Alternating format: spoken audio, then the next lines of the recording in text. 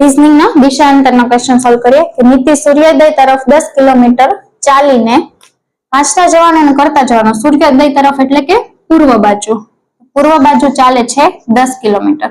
ચાલીને ડાબી બાજુ વળીને તમે આમ ચાલતા હોય તો આ તમારી જમણી બાજુ થાય, આ ડાબી બાજુ થાય, એટલે કે ડાબી બાજુ 5 કિલોમીટર ચાલે છે. ત્યારબાદ પૂર્વ દિશામાં 6 કિલોમીટર ચાલે છે. પાછી પૂર્વ દિશામાં 6 કિલોમીટર ચાલે છે.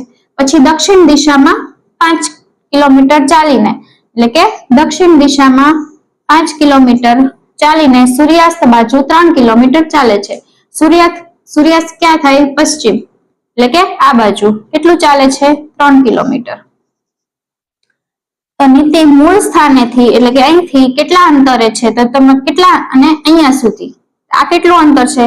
તો કે અહીંથી અહીંયા આ 10 નું અને પછી ત્યાં 6 માંથી 3 કાઢે એટલે કે આ 3 નું, એટલે કે 10 ને 3 13 કિલોમીટર.